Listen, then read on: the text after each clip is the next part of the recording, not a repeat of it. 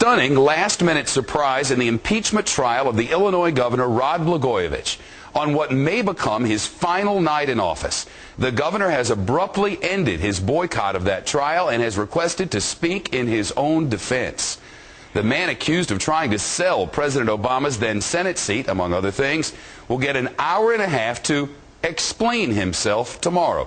Of course, he's been doing just that for the past couple of days on just about any television program that'll have it. To be clear, there are two separate situations going on with the governor here. Number one, a federal investigation into the sale of that Senate seat, and number two, the impeachment trial in Springfield. That is where the Illinois lawmakers today focused on accusations that he broke hiring laws and wasted taxpayer money. We're told senators could vote to remove him from office after closing arguments tomorrow. Lawmakers predict the governor will fall well short of the support he needs to remain on the job.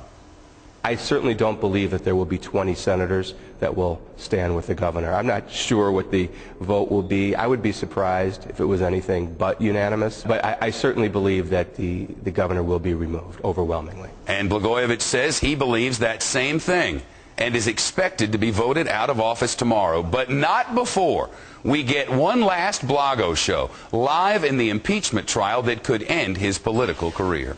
Our Steve Brown is live at the State Capitol building in Springfield again tonight for us. Can he do and say anything he wants in this forum, Steve? Well, there are rules in this procedure, but here's the thing.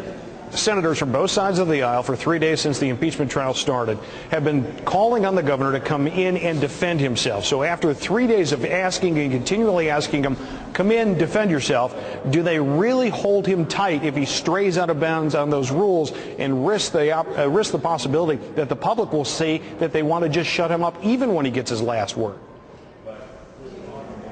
Steve, if lawmakers do vote to remove Blagojevich, as everyone seems to believe they will, is that it?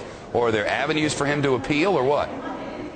The governor has talked about whether or not he believes he's being constitutionally tried here in this impeachment proceeding, and that he has discussed with attorneys who do not agree as to whether or not they do have a case. But we do know this. Lieutenant Governor Pat Quinn is driving tomorrow down to Springfield in case he is needed. Read that to mean in case he's needed to be sworn in as the next governor. Steve, there was a moment today when it really looked like Blago was moving out of his offices. I mean, they were carting boxes out of there. What was going on there? Well, we were standing right here, and there was a hand truck that went in with 2 cartons full of bankers' boxes, and out came 4 full bankers' boxes. We immediately jumped to that exact conclusion that somebody's moving some stuff out, and it might be the governor in advance of the impeachment vote, which was anticipated tomorrow. We were told by the governor's office, yes, documents routinely get moved between here and a state office building in Chicago, but those were not the governor's papers, although we point out the governor does have an office in that office building in Chicago. Steve Brown live in Springfield tonight. The Blago Show, Blago Live, noon tomorrow Eastern Time here on Fox News. A deadly winter blast.